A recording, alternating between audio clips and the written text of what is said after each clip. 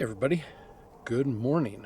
Welcome back to my watch channel. My name's Chris, and this is episode 2 of a 3-watch comparison that I'm kind of calling Project Polar.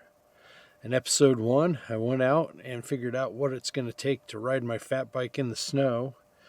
And for episode 2, I wanted to go out and test my sleep system that I was going to pack on the bike in winter conditions.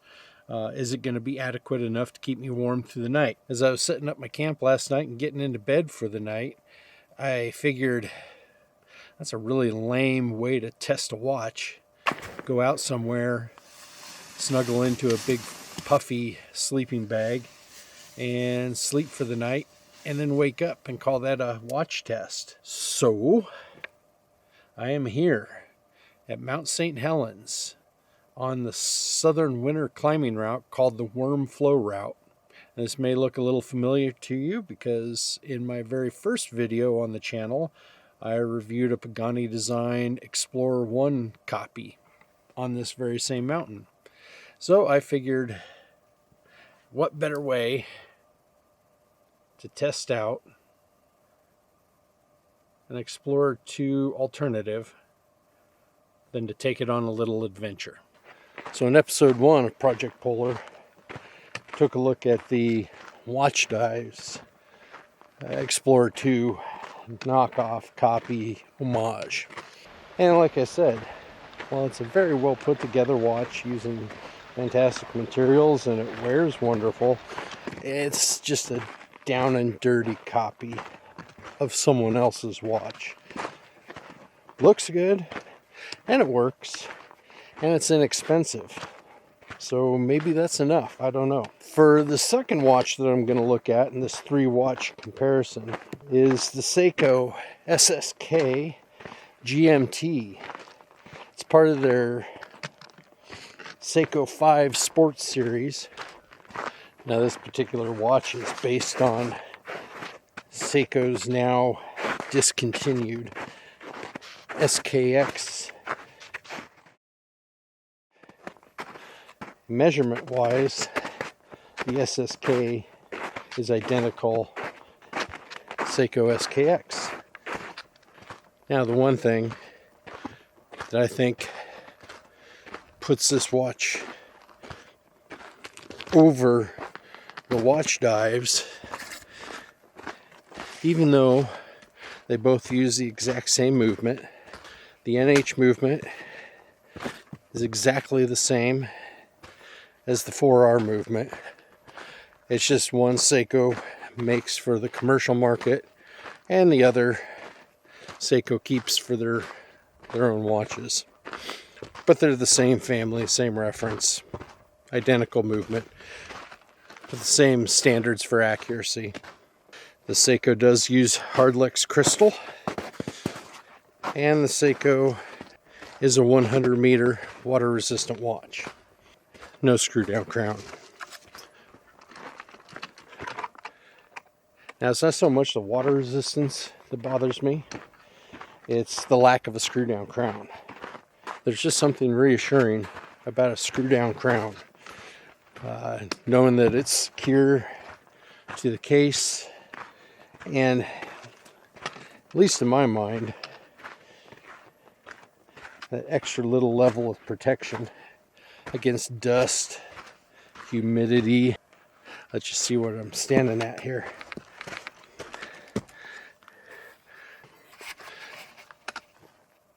Definitely not the most stable of hillsides here. It's all just volcanic silt.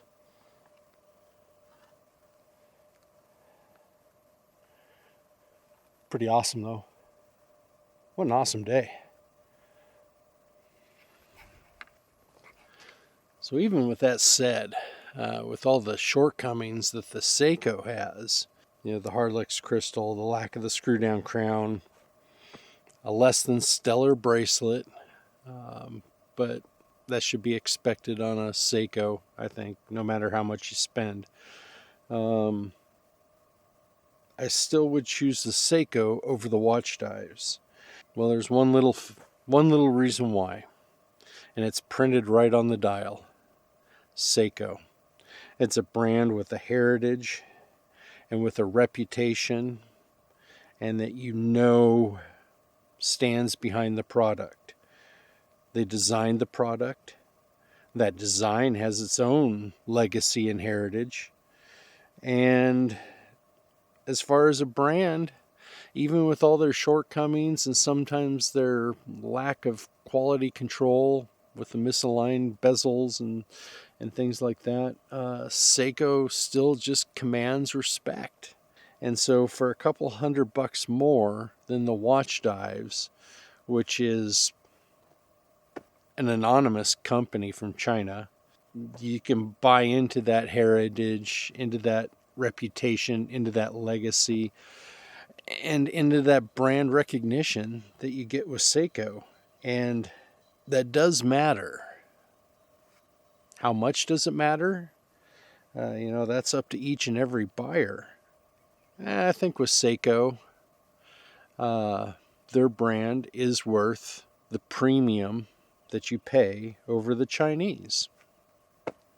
I'm sorry, but that's that. I love some of these Chinese homage watches, especially the vintage ones. I love those. I've talked about that.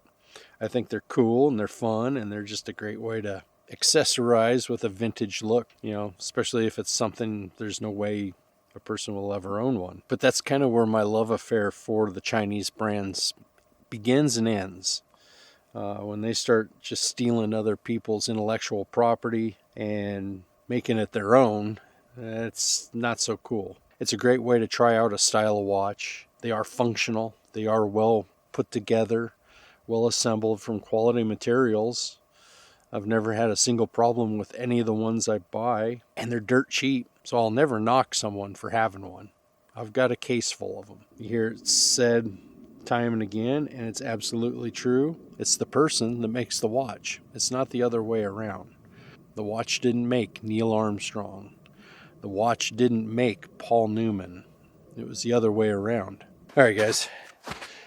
That's about it. Those are my thoughts on the Seiko Series 5 GMT and why I think it should beat out the WatchDives as a cheap alternative to an Explorer II. And I use the term alternative very loosely. There's no way a $100 or a $300 watch can really be an alternative for something as legendary, as iconic as an Explorer II. So I use the term alternative kind of tongue-in-cheek. It's something that gives the stylistic vibe and maybe delivers on most of, if not all of, the functionality. Stay tuned. This is only episode 2 of a 3-episode series looking at cheap alternatives to the Explorer II. Thanks for watching. Let me know what you think of the Seiko, and let me know what you think when compared to the WatchDives. Which would you choose? Or would you go for something from Christopher Ward or Longines? Thanks for watching. Thanks for the subs. Stay tuned for more. And I'll see you soon. All right.